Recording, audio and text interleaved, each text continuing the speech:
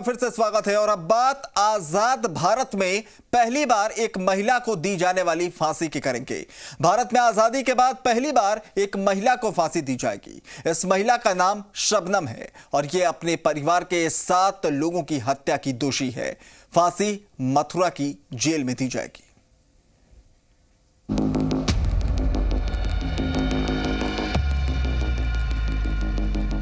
हत्याओं की गुनहगार अमरोहा के 52 खेड़ी गांव की शबनम को फांसी देने का वक्त करीब आ गया है। शबनम को मथुरा जेल में फांसी दी जाएगी। आजादी के बाद ऐसा पहली बार होगा जब मथुरा जेल में किसी महिला अपराधी को फांसी दी जाएगी।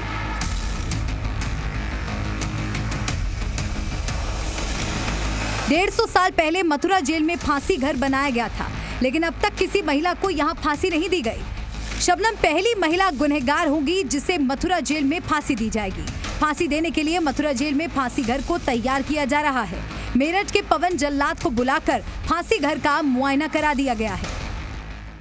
निरीक्षण में तैयार हूँ, मगर जो है नकलो वार्डर आएगा, IGDI सकम मुख्यालय हमारे, वो मेरठ जेल को भेजेंगे ऑर्डर।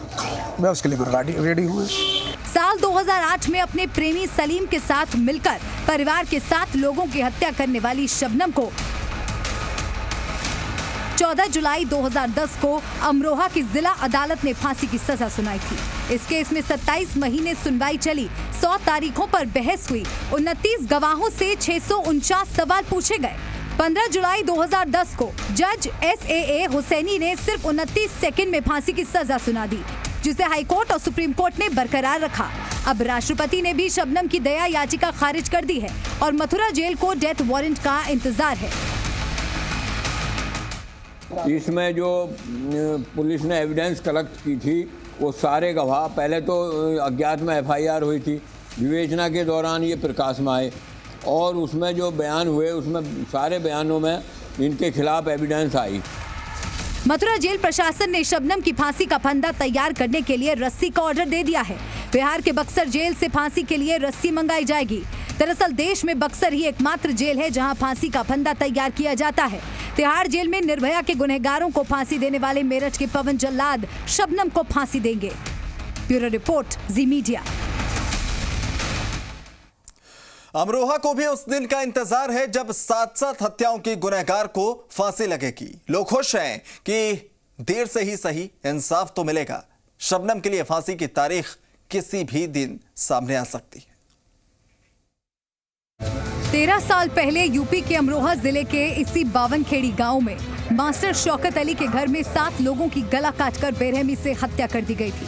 14 से 15 अप्रैल की दरमियानी रात कातिलों ने कुल्हाड़ी से सभी के गले काट दिए थे।